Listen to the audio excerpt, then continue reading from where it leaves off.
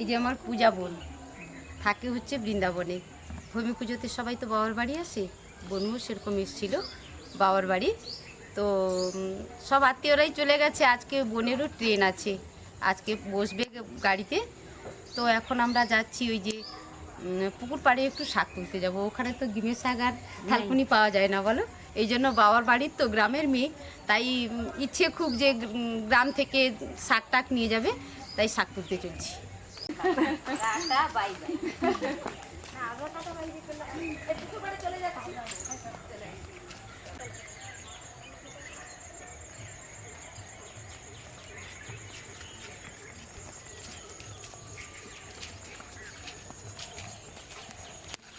শাক তুলতে চলছি এখন। এখানে আচার যদি খান সেটাও আমরা হয়েছে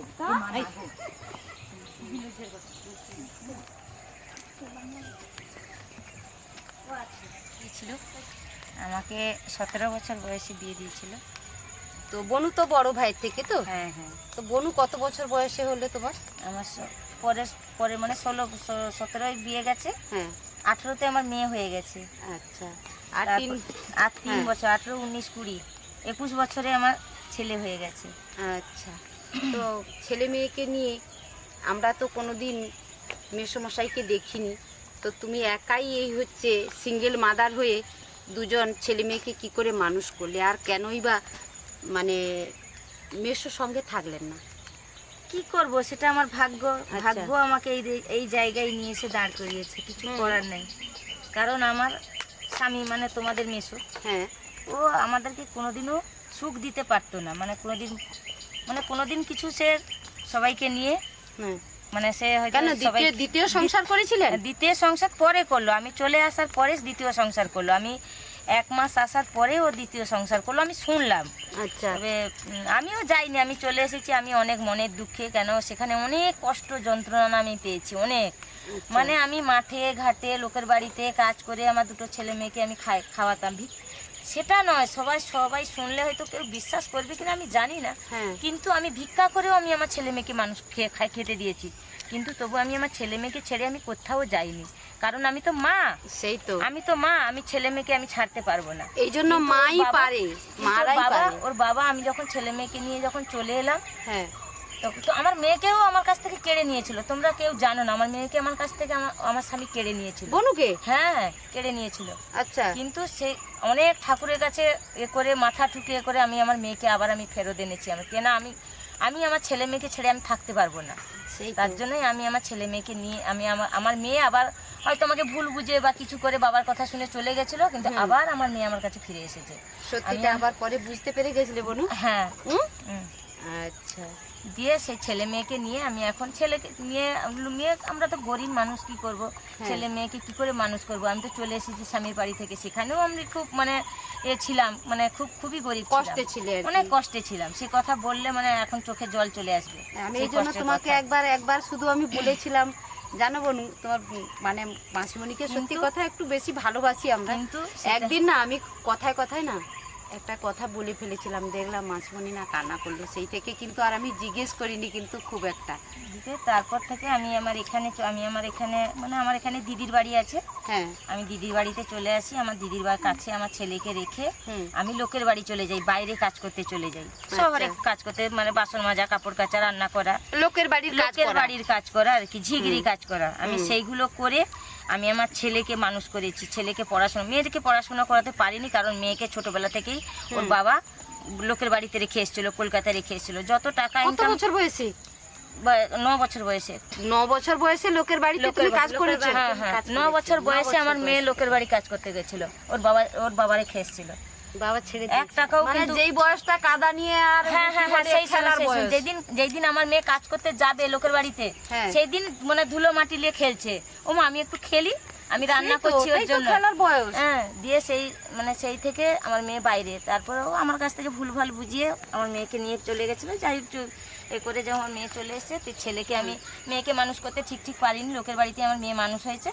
ছেলেটাকেও ভাই পড়াশোনা করে যাই হোক করেছে, মানে লোকের বাড়ি কাজ করে। আমি যাই হোক মানে ছেলেটাকে একটু মানুষ করতে পেরেছি, মানে একটু পড়াশোনা করতে পেরেছি। আর নিজস্ব একটা যাই হোক এখন নিজস্ব একটা মাথা গোঁজার একটা জায়গা হয়েছে। করেছি, হ্যাঁ, এটা করে অন্যের বাড়িতে আমার মা ছেলে এখানে আমরা থাকি। অন্যের বাড়িতে থাকা, নিজের বাড়ির একটা যাই হোক আশ্রয় তো একটা, যাই হোক করে ঘর করেছি, আশ্রয় পেয়েছি, করেছি, যাই হোক এখন একটু শান্তিতে আছি। আগের জীবনের থেকে এই জীবনটা আমার কাছে অনেক সুখের জীবন, অনেক ভালোই আছি আমি। আমার মা ছেলে খুব ভালো আছি, কিন্তু ওর কাছে আমি কোনোদিন সুখ, শান্তি, আনন্দ, ভালোবাসা কিচ্ছু পাইনি, কিচ্ছু না। দিন রাত মার খেয়েছি আর মার খেয়েছি। স্বামীর কাছে প্রচন্ড মারতো, জিজ্ঞেস করো আমার মেয়েকে, প্রচন্ড মারতো। তুমি দেখেছো গুনু? হ্যাঁ, আসলে তখন তোমার কিছু ছোট প্রতিবাদ তো, করার বয়স ছোট, ছিল না, তখন তো 9 বছর ছোট। বয়স ছিল। বোঝার একটু বয়স হলো, লোকের বাড়িতে ছেড়ে দিয়ে যখনই বোঝার বয়সটা হলো তখন লোকের বাড়িতে ছেড়ে লোকের দিয়ে বাড়িতে কাজ করতাম। আচ্ছা, তো তুমি কি করে ওই বৃন্দাবনে তোমার বিয়ে কি করে হলো? ওই যে আমি লোকের বাড়িতে কাজ করতাম, হ্যাঁ, তারপরে ওখান থেকে একজন আমাকে দেখেছে, ও বৃন্দাবনেরই, আচ্ছা, মথুরা বৃন্দাবনেরই। হ্যাঁ, ওরা দেখে আমাকে পছন্দ করে আমার দিয়ে দিল ওরা।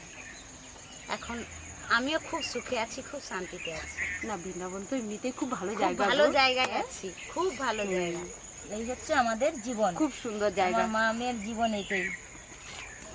আমার মা জীবনে এত কষ্ট করেছে, এত কষ্ট করেছে, সে কষ্ট বলার মতো না। জীবনে এতটাই কষ্ট করেছে, সেই তো আমরাও জানি, এই জন্য জানো তো সত্যি কথা অনেক বলতে দুঃখ কি- আমার মায়ের মধ্যে। হ্যাঁ। সেই দুঃখকে মনের মধ্যে চেপে ভাই বোনকে কেন মানুষ বলো তো, করেছে। দুঃখটা অনেকটা ভোলা গেছে কিন্তু এই ছেলে মেয়ের জন্য। হ্যাঁ। তোমরা যদি কিন্তু মাসিমণির জীবনে না থাকতে, তাহলে কিন্তু মাসিমণির কষ্টটা অনেক কষ্টটা বেশি শুধু হতো। শুধু কষ্ট না, হ্যাঁ। শুধু কষ্ট না, আমি বাঁচতাম না। বাঁচতেই আমার পারতো কাছ না। থেকে যদি আমার ছেলে মেয়ে চলে যেত আমি বাঁচতাম না। আমি সেই তো এতদিনে আমার অবলম্বন চাই না মানুষের, এই, তো সেই অবলম্বনটা হচ্ছে তুমি আর ভাই, হ্যাঁ, দুজনে। অন্যান্য মেয়েরা কি করে, স্বামী ছেড়ে দিলে সে হয়তো অন্য ধান্দা ধরে, হ্যাঁ। অন্য অন্য কিছু সে পথ খোঁজে, কিন্তু আমি কোনো পথ খুঁজি না। আমি আমার ছেলে মেয়েকে নিয়ে দিব্যি আছি, আমি আমার ছেলে মেয়েকে নিয়ে খুব ভালো আছি, খুব সুখী আছি আমি। আচ্ছা, হ্যাঁ, হচ্ছে সুখে আমাদের এখন তো আমি বলি মাসিমণি তুমি এখন অনেক সুখে আছো। জানো এইবারে যে ডেঙ্গু হয়েছিল মাসিমণির, আর বলো না মেসো সে কিন্তু কথা, আনতে এসেছিল, জানো তুমি বনু? খবর পেয়েছো? হ্যাঁ, খবর হ্যাঁ? পেয়েছি, হ্যাঁ, ফোন করতো ভাই। কে ভাই বলেছিল? হ্যাঁ, ভাই বলেছিল। তবে মাসিমণি কিন্তু মানে বলেছে, বলে আমি একদম যাবই না। ভাই এসে আমাকে বলছে এখানে ঘাসটা ঘাস প্রচন্ড। হয়ে গেছে। আসলে কি বলতো, ওই খসলা শাকের হ্যাঁ। বীজ ধরা হবে না, এই জন্য এত এখানে মানে ওই আর ঘাস। শাকের জন্য না, ঘাসের হ্যাঁ। জন্য, মানে শাকটা যেন কেন পোকা পোকা মতো হয়ে গেছে। হ্যাঁ, অন্য জায়গা থেকে তুলো, যেখানে ফাঁকা আছে ওইখান থেকে তুলো।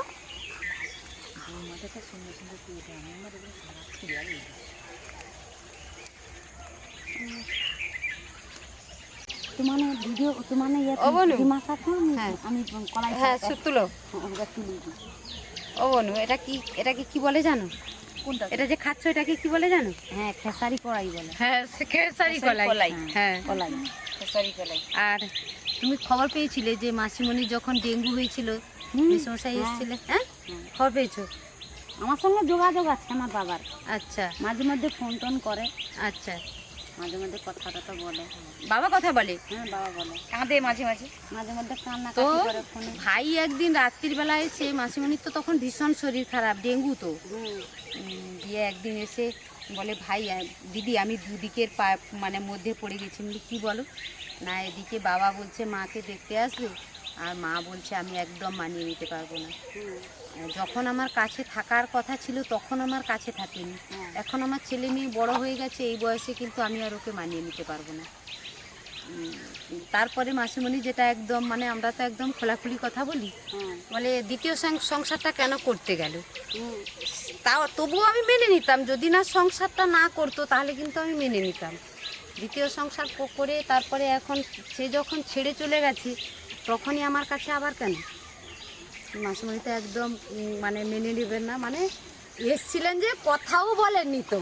এটা সম্ভব, মানে চেষ্টা করলেও পারে, কেউ পারতো না। প্রত্যেক সব মেয়ের ক্ষেত্রে, সবার ক্ষেত্রে এইটাই হতো। আজকে যদি আমার মায়ের জায়গায় যদি আমিও থাকতাম বা তুমিও থাকতে, হ্যাঁ, কেউ পারতো না, কেউ এটা। পারতো না, সেই তো। যখন আমি আমার ছেলে মেয়েকে এই কষ্টের মধ্যে মানুষ করি, হুম। তখন তো ছেলে মেয়ের তো বাবা, মানে সন্তানরা বাবা মা দুজনকে তো পায়, হ্যাঁ, বাবা মা দুজনকে চায়, কিন্তু আমার ছেলে মেয়ে তো দুজনকে পায়নি, একাকেই পেয়েছি, মাকে শুধু পেয়েছি। তো এই বয়সে আমার ছেলে মেয়ে যেহেতু স্বাবলম্বী হয়ে গেছে, ওদের আর বাবাকে প্রয়োজন নেই, ওদের মাকেও প্রয়োজন নেই, তবু ওরা মাকেই ভালোবাসে। কেন? মায়ের কাছে মানুষ হয়েছে, তার জন্য ওরা আর বাবাকে এতটা করে না। কারণ বাবাকে কি করে ভালোবাসে, বাবা তো সংসার হয়ে গেছে, সে তার নিজের সংসার নিয়ে সে তো থাকুক না, সে সেখানে ভালো থাকুক, কিন্তু আমরা তাকে আমাদের জীবনে আর চাই দিয়ে যেদিন আমি তো কোনোদিন দেখিনি আজ পর্যন্ত, জানো তো, আমি কোনোদিন আজ পর্যন্ত দেখিনি। দিয়ে আমি না চলে গেছি সন্ধ্যাবেলা, আমারও ডেঙ্গু হয়েছিল। আচ্ছা, তবুও আমি চলে গেছি মাসিমণির কাছে। দিয়ে আমি বলছি, মাসিমণি আছেন না চলে গেছেন? বলে না আমি জানি না, আমি তাকাইও নি ওর দিকে। আমি তাকাইনি, সত্যি কথা, আমি তাকাইনি। হ্যাঁ, আমি প্রয়োজন মনে করিনি, আমি তাকাইনি। লোকে আমাকে হয়তো খারাপভাবে স্বামী এলো, তো কিসে স্বামী স্বামী বলে পরিচয় দেবো কি করে? সে কি আমাকে, আমার ছেলে মেয়েকে আমাকে কি সে দেখাশোনা করেছে না? আমাদের সব কিছু দায়িত্ব ও নিয়েছে, কোনোদিন তো কিছু দেয়নি। হ্যাঁ, কোনোদিন সেই আর কিছু কি। নেয়নি। কি বলতো, ছোটবেলা যখন একটা সন্তানকে আমরা মানুষ করব, তখন বাবা মার দুজনকেই প্রয়োজন। সন্তান চাই, তখন তো চাই, তোমরা শুধু মায়ের কাছেই বড় হয়েছো, মায়ের ভালোবাসাতেই বড়। বাবার ভালোবাসা মানে আশীর্বাদ তো চাই, ভালোবাসাটা তো পাওয়া যায়নি, সেই আর কি। ওগুলো দেখো পুকুরের মধ্যে মাছ, দেখো কেমন করছে। একদম কালো হয়ে আছে, একদম কালো হয়ে আছে এক জায়গাতে একদম।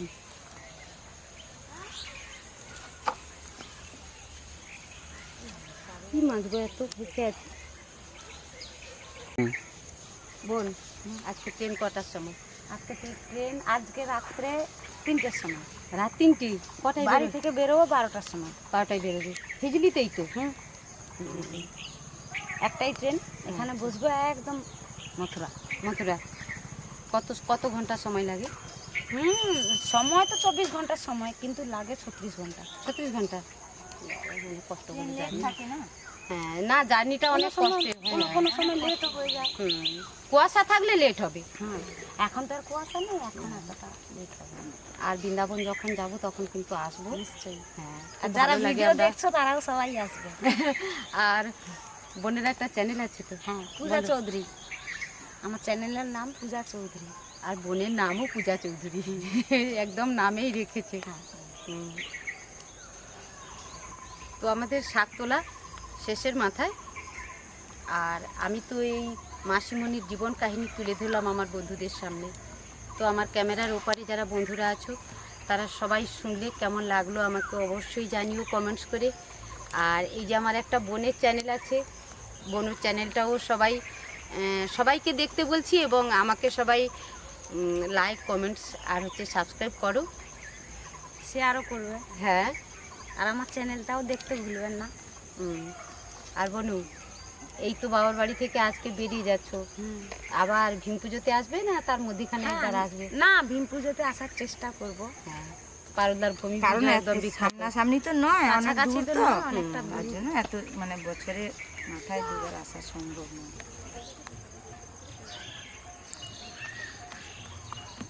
তো মা তো মাই হয়, মায়ের কোনো বিকল্প হয় না। যতই ঝড় আসুক আর বিপদ আসুক, সন্তানের হাত কোনোদিন মা ছাড়তে পারে না। তাই আমার প্রত্যেক মাকে আমার স্যালুট জানাই। মাসিমণির জীবনে এত দুঃখ কষ্ট, তবুও কিন্তু সন্তানের হাত উনি কোনোদিন ছাড়েননি।